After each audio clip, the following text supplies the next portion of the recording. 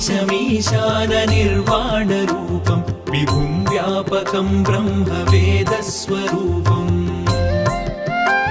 निजं निर्गुणं निर्विकल्पं निरीहं चिदाकाशमाकाशवासं भजेऽहम् निराकारमोङ्कारमूलं तुरीयं गिराज्ञानगोतीतमीशं गिरीशम्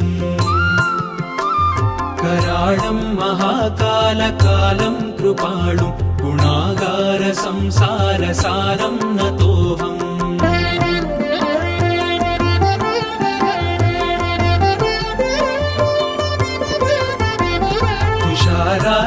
तुषाराद्रिसङ्काशगौरं गभीरं मनोभूतकोटिप्रभाश्रीशरीरम् स्फुरन्मौलिकल्लोलिनी चारुगङ्गा रसत्पालबालेन्दुकण्ठे भुजङ्गा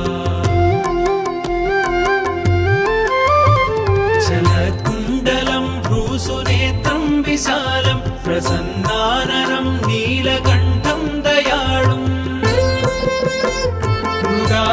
मृगाधीशचर्माम्बरं रुण्डमालं प्रियं शङ्करं सर्वनाथं भजामि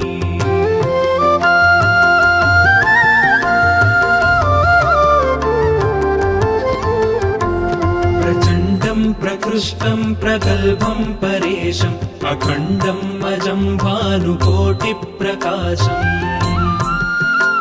त्रयशूलनिर्मूलनं शूलपाणिं भजेऽहं भवानीपतिं भावगम्यम्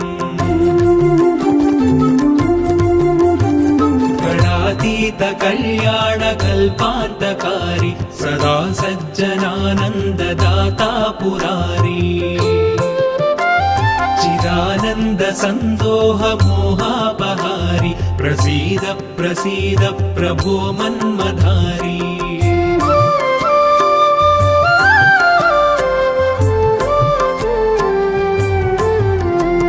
न यावत् पुमानाथपादारविन्दं भजन्तीह लोके परे वानराणाम्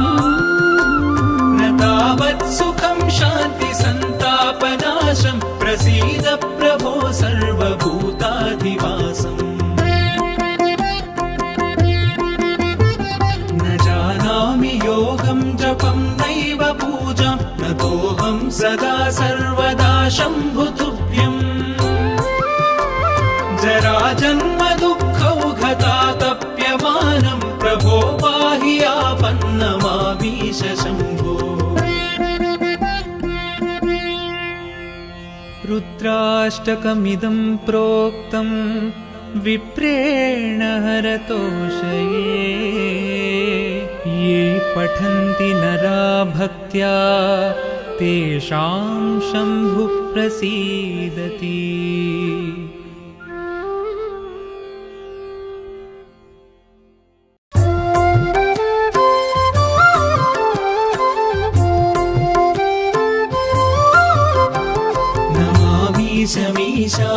नमामीशमीशाननिर्वाणरूपं विभुं व्यापकं ब्रह्मवेदस्वरूपम्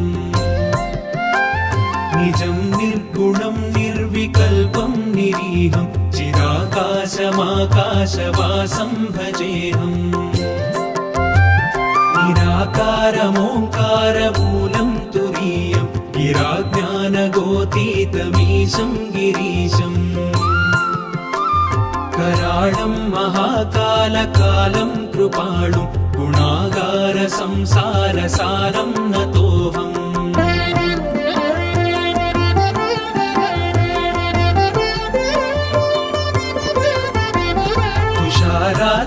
तुषाराद्रिसङ्काशगौरं गभीरं मनोभूतकोटिप्रभाश्रीशरीरम् स्फुरन्मौलिकल्लोलिनी चारुगङ्गा रसत्पालबालेन्दुकण्ठे भुजङ्गा चलत्कुण्डलं भ्रूसुनेत्रं विशालं प्रसन्नाननं नीलकण्ठं दयाळुम्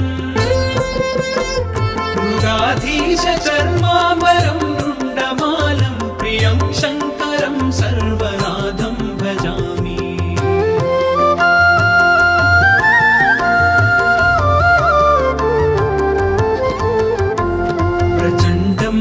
प्रकृष्टं प्रगल्भं परेशम् अखण्डम् अजं भानुकोटिप्रकाशम् त्रयशूलनिर्मूलनं शूलपाणिं भजेऽहं भवानीपतिं भावगम्यम्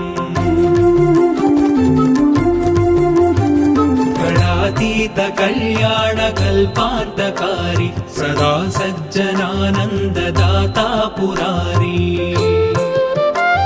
चिदानन्दसन्दोह मोहापहारी प्रसीद प्रसीद प्रभो मन्मधारी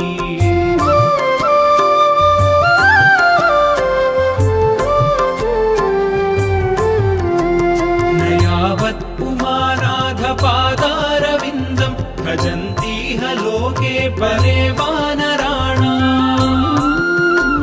न तावत् सुखं शान्ति सन्तापनाशं प्रसीद प्रभो सर्वभूताधिवासम् न जानामि योगं जपं नैव पूजां नतोऽहं सदा सर्वदा शम्भुतुभ्यम् जराजन्म दुःखौघतातप्यमानं प्रभो पाहि आपन्नमामीश शम्भो रुद्राष्टकमिदं प्रोक्तं विप्रेण हरतोषये ये पठन्ति नरा भक्त्या तेषां शम्भुः प्रसीदति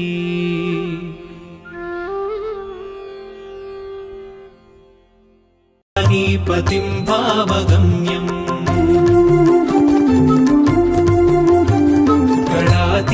कल्याणकल्पान्तकारी सदा सज्जनानन्ददाता पुरारी चिदानन्दसन्दोह मोहापहारी प्रसीद प्रसीद प्रभो मन्मधारी